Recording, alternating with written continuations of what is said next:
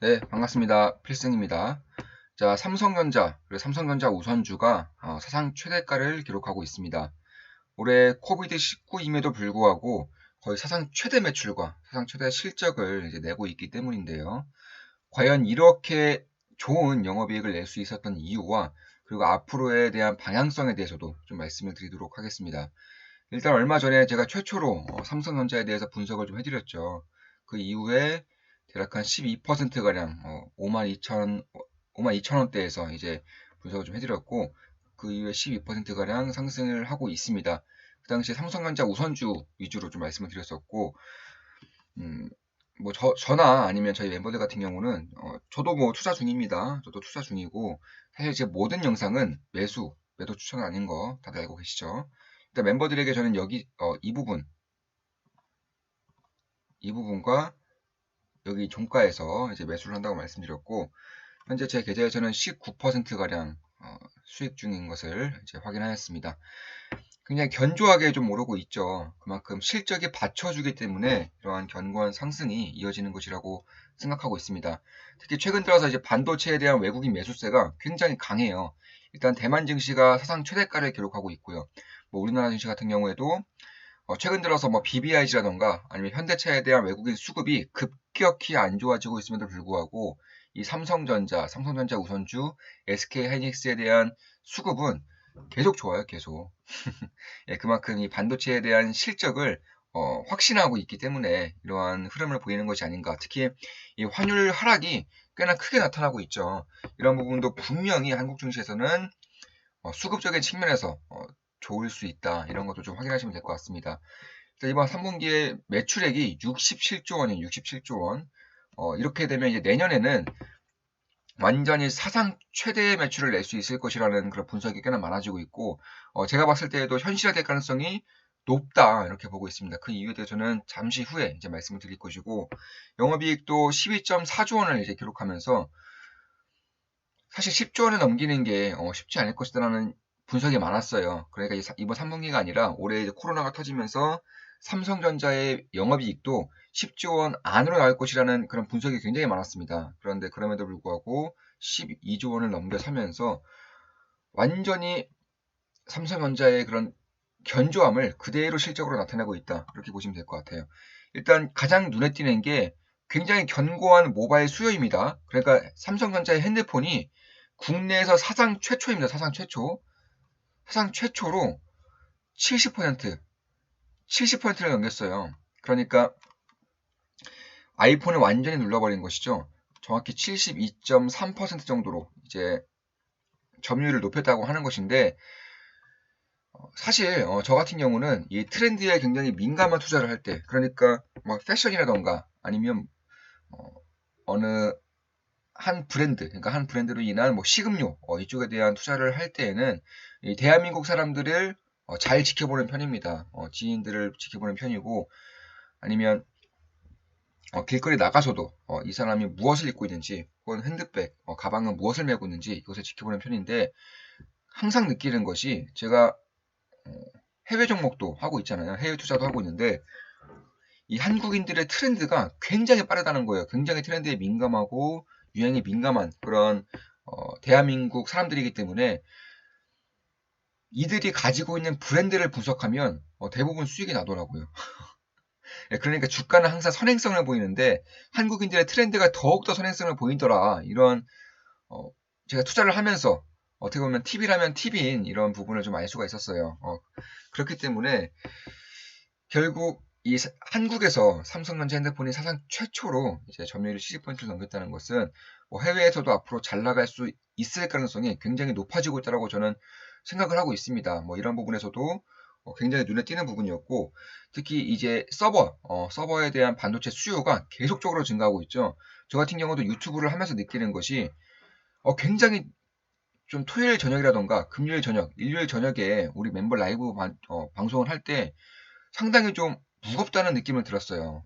그러니까 좀 렉이 좀 걸린다거나 혹은 채팅창이 조금은 늦게 반응을 한다거나 이런 부분이 간혹가다 보였는데, 결국 서버에 대한 수요가 점차 증가할 수밖에 없다는 것을 고스란히 보여주는 것이 바로 이러한 경험에서 이제 나오는 것이고, 앞으로 4차 산업혁명이 다가오면서 뭐 자율주행이라던가 그냥 5G 좀 더 나아가서 이제 AI, 위성통신까지 이제 어, 거느리기 위해서는 이 모든 것을 클라우드 안에 이제 담아내기 위해서는 결국 서버에 대한 증설이 앞으로도 장기간 이어질 수밖에 없다는 상황 속에서는 역시나 반도체에 대한 수요는 공급 쪽에 대한 리스크가 생기지 않는 이상 괜찮은 흐름을 이어갈 수 있을 것이라고 생각이 되는 것이죠. 특히 이 낸드에 대한 우상향이 굉장히 좀 내년부터는 크게 나타날 것이라고 보고 있고 삼성전자라던가 SK하이닉스도 낸드에 대한 투자를 사상 최대치로 이제 할 것으로 예상이 되고 있죠. 그와 관련한 장비주들 같은 경우는 굉장히 좋은 흐름을 낼 수 있을 것이라고 생각을 하고 있기 때문에 저 역시나 많은 비중을 장비 핵심 기업에 이제 투자를 하고 있는 것이죠. 특히 이제 비메모리에 대한 투자가 저는 삼성전자 쪽으로 계속적으로 웃어주는 것 같아요. 일단 TSMC 같은 경우는 캐파가 완전히 꽉 찼다라고 이제 공식적인 발언을 하고 있기 때문에 결국 이 모자란 캐파에 대한 수율이 삼성전자로부터 나올 수밖에 없는 것이고 특히 인텔도 종합 반도체 기업이라는 타이틀을 내려놓으면서 이제 파운드리를 삼성전자 향으로 할 수 있는 가능성이 굉장히 높아지고 있다는 점도 저는 굉장히 좀 긍정적인 요소라고 보고 있습니다. 결국 이 파운드리는 삼성전자가 갈 수밖에 없는 길이기 때문에 이쪽에 대한 주목도 그리고 이쪽에 대한 실적 향상률을 보고 있자면 사실 여느 성장주만큼은 충분히 나오고 있기 때문에 앞으로도 그렇게 될 가능성이 높다고 보고 있고요. 어, 결국 이 지금까지 관심을 받았던 뭐 반도체라던가 아니면 5G 이쪽 외에도 삼성전자의 이제 갤럭시라는 브랜드가 점차 잘 나가고 있다는 점은 저는 분명히 도움이 될 것이라고 보고 있어요. 특히 제가 이렇게 보고 있는 이유가 이 한국에서의 브랜드력, 한국에서의 점유율 상승도 있지만 이 폴더블, 내년부터는 이 폴더블에서의 그런 독보적인 향방을 이 삼성전자가 보여줄 수 있겠다 이렇게 확신하고 있거든요. 왜냐하면 이 아이폰에서도 폴더블에 대한 기술력이 그렇게 발달을 하지 않았다라고 좀 정보를 받고 있기 때문에 결국 이 폴더블 같은 경우는 내년까지도 이제 삼성전자가 거의 유일하게 할 수 있지 않을까. 물론 LG전자가 롤러블 핸드폰을 발표한다고는 하지만 아무리 핸드폰이 잘 나와도 이 브랜드적이라는 게 있기 때문에 삼성전자라던가 아니면 애플의 그런 시장 캐파를 많이 가져오기는 불가능하다고 보고 있기 때문에 결국 폴더블이 내년부터 완전히 치고 올라갈 것이라고 삼성전자 측에서도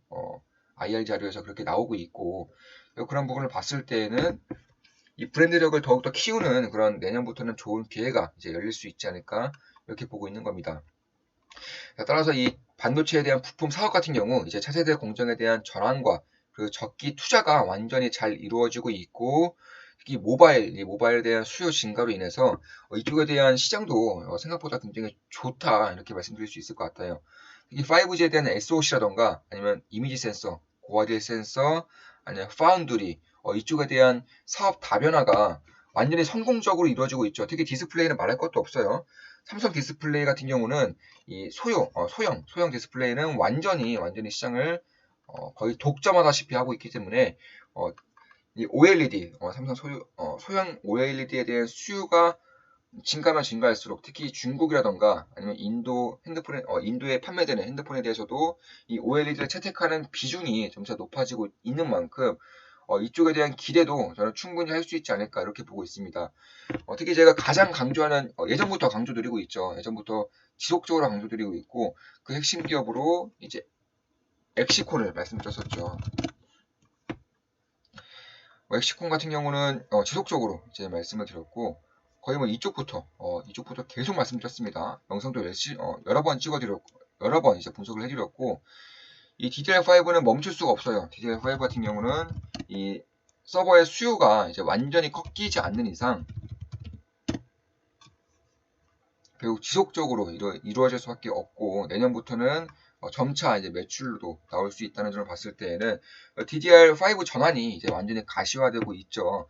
이로 인한 서버 현황이라던가 아니면 모바일향, 아니면 5G향 전부 다 DDR5로 바뀌면서 차세대 D램 솔루션이라는 것을 분명히 내년부터는 할 수 있지 않을까. 이와 관련된 장비주들은 분명히 수혜를 크게 볼 수 있는 그런 환경이 마련될 것이라고 보고 있고 특히 뭐 인텔이라던가 아니면 다른 이제 반도체 기업들과도 이제 협업을 통해서 DDR5를 훨씬 더 빠르게 이제 시장에 접목시키겠다라고 밝히고 있기 때문에 그런 부분에 대해서 특히 5G에 대해서도 반드시 들어가야 되는 그런 그런 공정인 만큼 저는 괜찮다고 보고 있어요. 특히 5G 스마트폰에 대한 기대치도 정말 낮았습니다. 그런데 이번에 모바일 향이 완전히 색다르게 올라오면서 이 5G 핸드폰도 내년에는 이제 5억대 이상을 이제 보고 있는 그런 현실이기 때문에 생각보다 내년 매출이 저 같은 경우는 제가 생각했을 때는 사상 최대 매출을 다시 한번 더 찍을 수 있지 않을까 그런 부분을 보고 있고 특히 이 최근에 좀 이슈가 됐던 부분이 이 마이크론이 삼성전자의 D램 기술력을 뛰어넘었다라는 그런 이슈가 좀 있었죠.